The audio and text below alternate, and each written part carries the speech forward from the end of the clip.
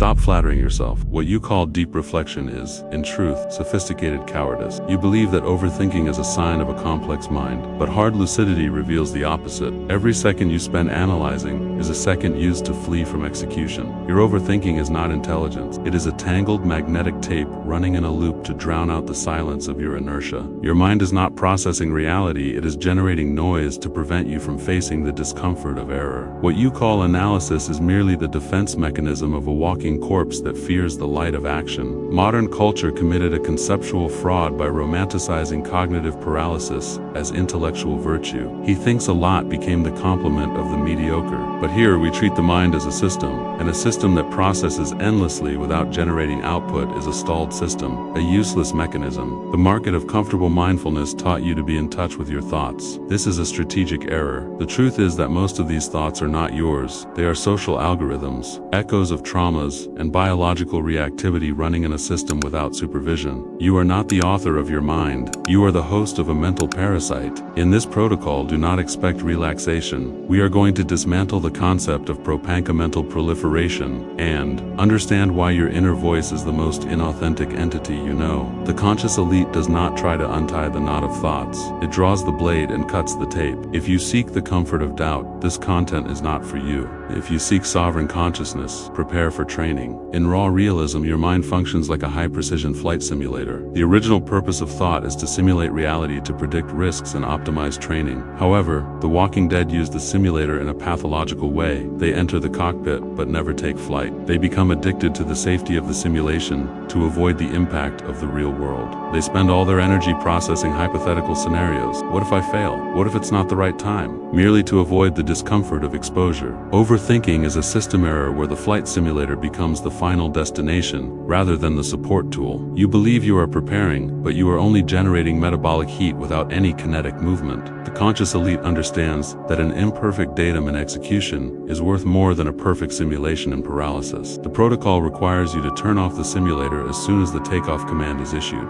In brutal Zen, clarity does not come from infinite processing, but from the deliberate collision with factual reality, where errors are corrected in mid-flight. One must have the hard lucidity to admit, you are not analyzing, you are hiding behind concept. The ego loves complexity because it is the best hiding place for inertia. The more layers of doubt you create, the further you get from the responsibility of crossing the challenge. You have transformed intelligence into a leash. We treat this as mental proliferation. In Strategic Buddhism, the excess of conceptual layers is seen as a fog that muffles sovereign consciousness. The mind creates a labyrinth of whys and hows so that you feel busy while remaining stagnant. It is the intellectual masturbation of the Walking Dead. It generates a momentary sensation of progress, but produces no life. To break this fraud, the operator of lucidity must treat complexity as a symptom of inefficiency. If analysis does not generate immediate action, it is processing trash. Rigor demands that you simplify the system until only the essential remains, the decision and the movement. The rest is the noise of an ego that fears being unmasked by its own inability to act. In Strategic Buddhism,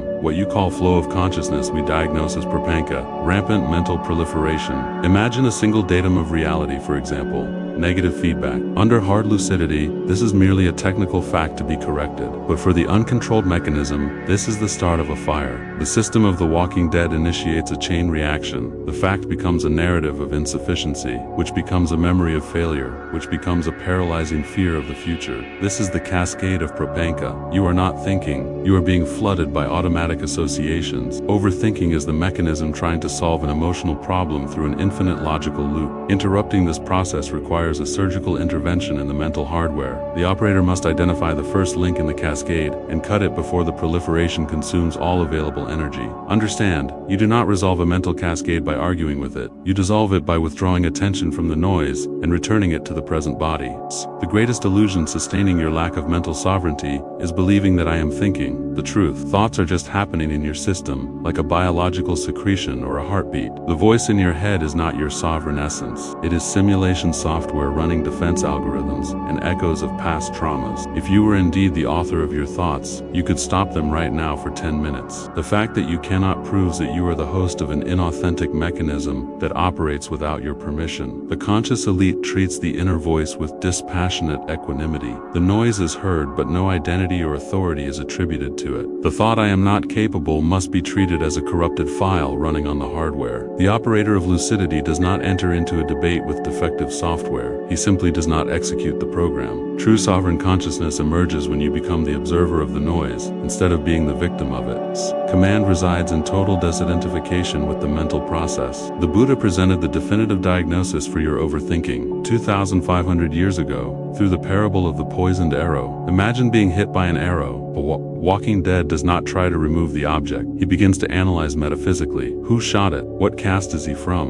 What kind of wood is this? While he thinks deeply, the poison courses through his system and he dies. In raw realism, your intellectual doubt about the right moment or the meaning of life is exactly this useless analysis of the arrow, while the poison of inertia kills your potential. Overthinking is a form of passive suicide. The operator of lucidity does not seek answers to questions that do not lead to healing. He simply pulls out the arrow and stops the bleeding. Mental survival requires you to replace metaphysical curiosity with operational rigor. Stop asking why the mind is restless and start executing the silencing protocol. The only valid question for the conscious elite is, what is the next technical move? The rest is the poison of prapañca, trying to convince you that paralysis is a form of wisdom. The error of the walking dead is believing that the mind is a democracy where every thought has a right to a debate.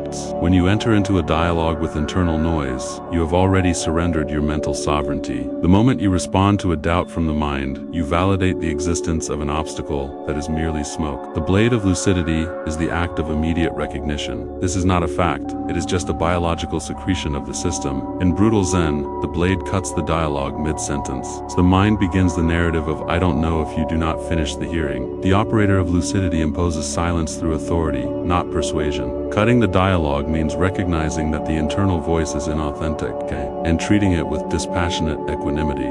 Mental silence is not the absence of sound, but the operator's absolute refusal to give an audience to the instrument. Freedom begins when the mind realizes that the master is no longer listening to the pleas of cowardice. Modern culture and romanticized mindfulness want you to spend decades trying to unwind your traumas and thoughts. They sell the illusion that if you understand the origin of the knot, it will disappear. In raw realism, this is inefficient. The more you meddle with the tangled tapes of the ego, the more the system becomes addicted to its own confusion. The mental entanglement is a retention mechanism. It wants you to stand still analyzing while life leaks through your fingers. The conscious elite does not waste time with the archaeology of its own misery. If a knot exists that prevents training or execution, the solution is not patience. It is the technical violence of the blade. The cut is an act of hard lucidity. You accept that the knot is there, but you decide that it no longer has the power to paralyze the system. While the world drowns trying to understand the why of paralysis, you simply draw the blade and cross over to the other side of pure action. Sovereign consciousness only finds a home in the vacuum that arises after the cut. When you silence mental proliferation prapañca, an empty space remains that terrifies the ego, as there are no narratives to sustain it. For the walking dead, silence is loneliness. For the operator, silence is the playing field of efficacy. It is in this space of noise absence that pure action happens. Without the interference of the inauthentic voice, your movements become geometric, precise,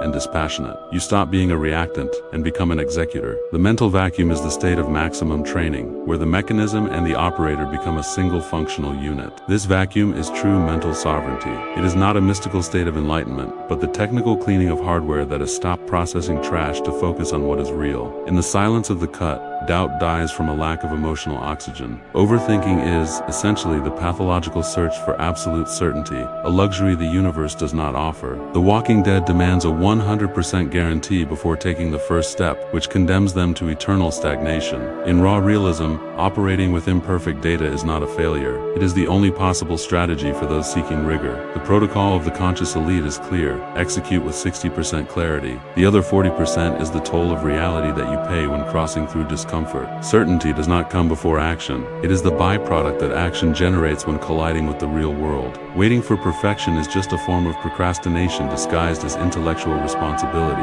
Accepting risk is an act of lucidity. If the system fails, you adjust the command under the lens of technical feedback, not personal drama. The fear of error is just a corrupted file that must be deleted through voluntary exposure to uncertainty. Nothing sanitizes the mind faster than the weight of reality. Action functions as a chemical detergent for the nervous system. When the body enters into coordinated movement for a task that demands rigor, mental proliferation is forced to shut down to conserve biological resources. The hardware prioritizes survival and efficacy over mental masturbation. You do not resolve overthinking by thinking about how to stop thinking. You dissolve it by acting until the mind becomes what it should be, a silent accessory. Execution is the only remedy for the arrow's poison. Every second of focused movement is a second of sovereignty recovered over the insubordinate instrument. Hard lucidity teaches that peace is not the goal, but the result of restored order. When the operator of lucidity takes physical command, the inauthentic noise retreats. The job is not to calm the mind, it is to give orders so clear and immediate that it has no time to manufacture doubts. Overthinking is the magnetic tape that the ego winds around your perception to keep you hostage to a false complexity.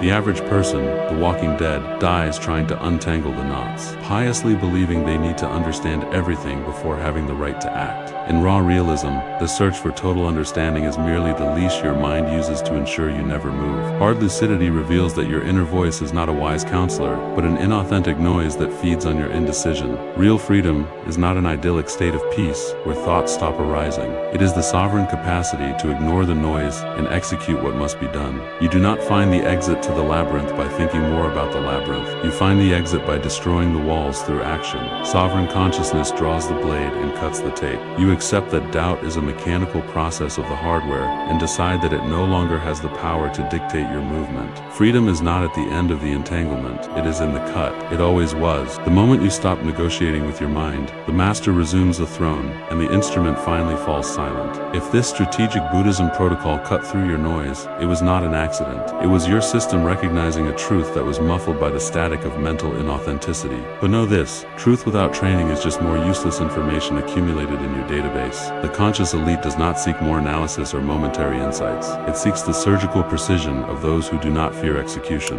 Subscribe if you are ready to abandon the addiction to sterile reflection and assume the rigor of mental sovereignty. This channel does not exist to give you comfort or to make you reflect deeply. It exists to give you the necessary tools to cross through the illusion of the mind and act with precision. Turn on notifications, because the ego's software will try to reinstall overthinking as soon as tomorrow, and you will need to have your blade sharpened. The work of an operator of lucidity is daily and relentless. Do not look for a single insight that will solve your life. Look for the constant practice of silencing the noise through the accomplished fact. The tape will always try to wind itself again, but now you are no longer a passive host. You have the blade. Use it without narrative mercy. The command is yours.